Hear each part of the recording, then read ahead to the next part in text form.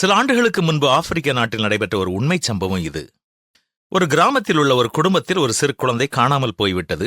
அதை அறிந்தவுடன் ஒவ்வொருவரும் தங்களுக்கு தெரிந்த பகுதிகளிலெல்லாம் போய் தனித்தனியாய் தேடி பார்த்தார்கள்.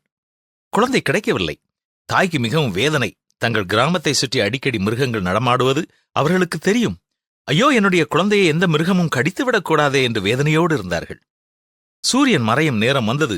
ஒவ்வொருவராக தங்களுடைய முயற்சியை கைவிட்டு தங்களுடைய வீடுகளுக்கு திரும்பிவிட்டார்கள். குடும்பத்தினருக்கு மிக வேதனையோடு அந்த இரவு கடந்துவிட்டது. காலையில் எழுந்தவுடன் மீண்டும் குழந்தையை தேடி மக்கள் புறப்பட்டார்கள். நாம் தனித்தனியாய் சென்றபடியினால்தான் வளர்ந்த புற்கள் மத்தியில் குழந்தையை கண்டுபிடிக்க முடியவில்லை. இப்பொழுது நாம் அத்தனை பேரும் சேர்ந்து கரங்களை இணைத்து ஒரு சிறு இடம் கூட விடாமல் பார்ப்போம் என்று கரங்களை பிடித்துக் கொண்டு வளர்ந்த புற்கள் வழியாய் சேர்ந்து நடந்த பொழுது குழந்தையை கண்டுபிடித்தார்கள். ஆனால் இப்பொழுது குழந்தை மரித்திருந்தது. வேதனையோடு அதை தாயினிடத்தில் கொண்டு வந்த பொழுது தாயின் அழுகை இதுதான்: நீங்கள் இன்று தேடியது போல நேற்றே ஒன்று சேர்ந்து தேடியிருப்பீர்கள் என்றால் என்னுடைய குழந்தை உயிரோடு எனக்கு கிடைத்திருக்குமே என்று அழுதார்கள்.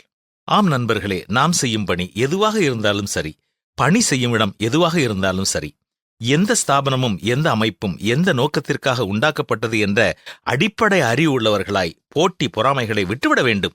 அவன் தலைவன், இவன் தலைவன் என்று பிரிவினைகளை உண்டாக்காமல் அந்த அமைப்பின் நோக்கத்தை நிறைவேற்றுவதே எல்லோருடைய இணைந்த குறிக்கோளாக இருக்க வேண்டும். அப்படியென்றால் ஒவ்வொரு இடத்திலும் ஒற்றுமையும் ஐக்கியமும் அன்பும் இருக்கும். அந்த ஸ்தாபனம் சிறந்த சேவையை நிறைவேற்ற முடியும். பிரிவினைகளை உண்டு பண்ணுகிற மனிதர்களை இனம் கண்டுகொண்டு விலகிக்கொண்டு எதை செய்தாலும் ஒரே மனதோடு கரம் கோர்த்து செயல்பட நம்மை நாமே அர்ப்பணிப்போமா? ஒன்றுபட்டால் உண்டு வாழ்வு, ஒற்றுமை இல்லை என்றால் அனைவருக்கும் தாழ்வு என்பதுதானே உண்மை. ஒன்றையும் வாதினாலாவது வீண் பெருமையினாலாவது செய்யாமல் மனத்தாழ்மையிலே ஒருவரையொருவர் தங்களிலும் மேன்மையானவர்களாக எண்ணக்கடவீர்கள் என்பதுதான் பரிசுத்த வேதமும் நமக்கு கற்றுக் கொடுக்கும் ஆலோசனை.